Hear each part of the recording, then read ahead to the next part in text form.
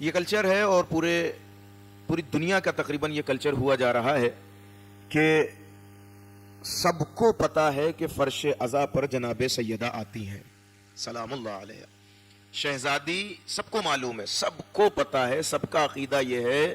کہ شہزادی اس فرش عزا پر آتی ہیں, یہ بالکل طے ہے. میرے عنوان کا پہلا جملہ آپ کی خدمت میں ہے کہ عظمت فرش عزا پر اگر ہمارے پاس کوئی آیت نہ ہو, کوئی روایت نہ ہو, کوئی واقعہ نہ ہو, کوئی بات نہ ہو, صرف اتنا عقیدہ کافی ہے کہ جس فرش پہ شہزادی بیٹھی ہیں ہم بھی وہاں آ کے بیٹھ رہے ہیں. اور کیجیے گا, توجہ کیجیے گا, بہت بڑا جملہ میں کہہ رہا ہوں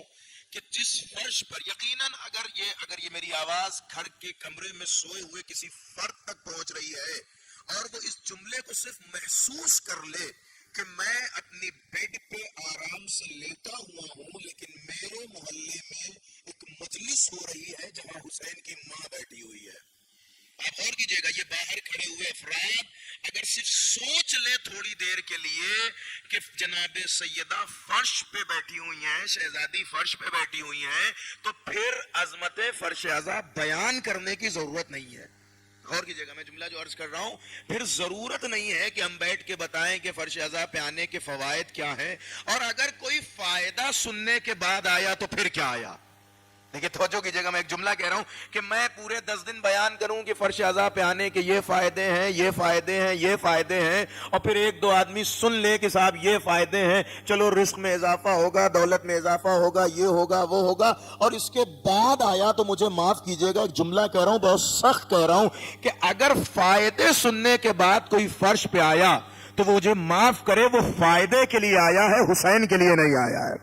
نہیں, غور کیجئے, توجہ کیجئے گا, فائدے, یہ تو کرم ہے امام حسین کا, یہ تو احسان ہے اہل بیت کا کہ جنہوں نے فرش عزا پہ آنے کے بعد ہمیں فائدے دے دیے.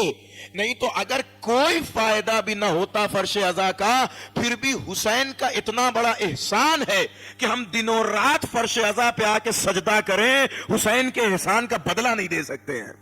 غور کیجئے گا, امام حسین کے احسان کا بدلہ نہیں دے سکتے اگر صرف یہ سوچ لیں کہ کتنا بڑا احسان ہے. اب پھر فائدہ سننے کے بعد اگر ہم مجلسوں میں آ رہے ہیں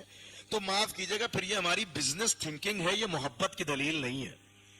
میں نے کہا نا کہ فائدہ بیان کرنا کوئی عیب نہیں ہے, یہ ایک الگ سے پلس پوائنٹ ہے ہمارے لیے, نہ یہ کہ ہم اسی فائدے کے لیے فرش عزا پہ آئے. اس لیے کہ شہزادی نے کیا کہا تھا کہ میرے لال پہ روئے گا کون, یعنی صرف عزادار مانگا تھا. آج ممکن ہے بہت سارے لوگ جذبات میں آگے کہہ دیتے ہیں کہ وہ عزاداری کا کیا فائدہ جس سے کوئی سدھر نہ سکے, یا یہ نہ ہو سکے, نہ وہ نہ ہو سکے. یہ آپ کا غلط تجزیہ ہے. عزاداری خود مقصد خلقت انسانیت کا نام ہے. دیکھیں, غور کیجئے گا, توجہ کیجئے گا, ایک جملہ یہ کہا جاتا ہے کہ ایسے فرش عزا کا کیا فائدہ کہ جو یہ نہ دے سکے, وہ نہ کر سکے, فلاں نہ کر سکے, ڈھکا نہ. دیکھیں, جو ہونا ہے وہ ہوتا رہے گا, جسے سدھرنا ہے وہ سدھرتا رہے گا, جسے امام نہیں سدھار پائے اسے مولوی بھی نہیں سدھار سکتا.